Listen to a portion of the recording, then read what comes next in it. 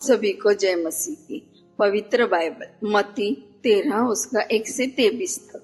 उसी दिन यीशु घर से निकलकर झील के किनारे जा बैठा और उसके पास ऐसी बड़ी भीड़ इकट्ठा हुई कि वह नाव पर चढ़ गया और सारी भीड़ किनारे पर खड़ी रही और उसने उनसे दृष्टांतों में बहुत सी बातें कही।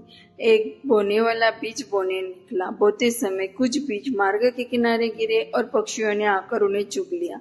कुछ बीज पथरीली भूमि पर गिरे जहां उन्हें बहुत मिट्टी न मिली और गहरी मिट्टी न मिलने के कारण वे जल्द उगाए, पर सूरज निकलने पर वे जल गए और जड़ न पकड़ने से सूख गए।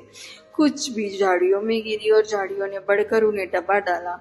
पर कुछ बीज अच्छी भूमि पर गिरी और फल लाए, कोई 100 गुना, कोई 7 गुना और कोई 30 गुना। जिसके कान वो सुन ले।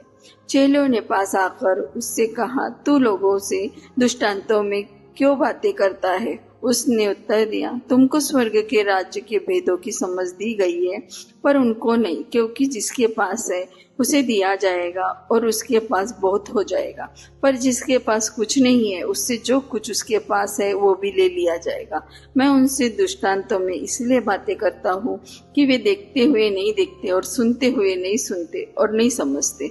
उनके विषय में यशायाह की यह भविष्यवाणी पूरी होती है, तुम कानों से तो सुनोगे पर समझोगे नहीं, और आंखों से तो देखोगे पर तुम्हें न सूझेगा, क्योंकि इन लोगों का मन मोटा हो गया है और वे कानों से ऊंचा सुनते हैं और उन्होंने अपनी आंखें मूंद ली है।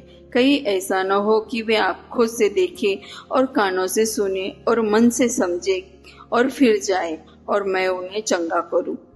पर धन्य है तुम्हारी आंखें कि वे देखती है और तुम्हारे कान कि वे सुनते हैं, क्योंकि मैं तुमसे सच कहता हूँ कि बहुत से भविष्यवक्ताओं ने और धर्मियों ने चाहा कि जो बातें तुम देखते हो देखे पर न देखी, और जो बातें तुम सुनते हो सुने पर न सुने। तुम बोने वाले के दृष्टांतों का अर्थ सुनो। जो कोई राज्य का वचन सुनकर नहीं समझता, उनके मन में जो कुछ बोया गया है उसे वह दुष्ट आकर छीन ले जाता है।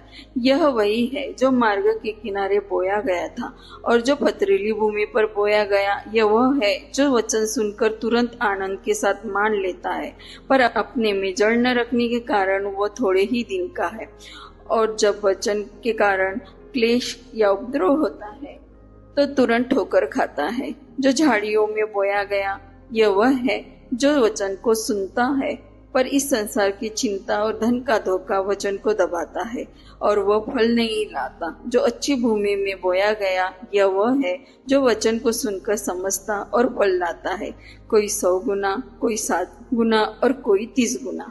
आमीन।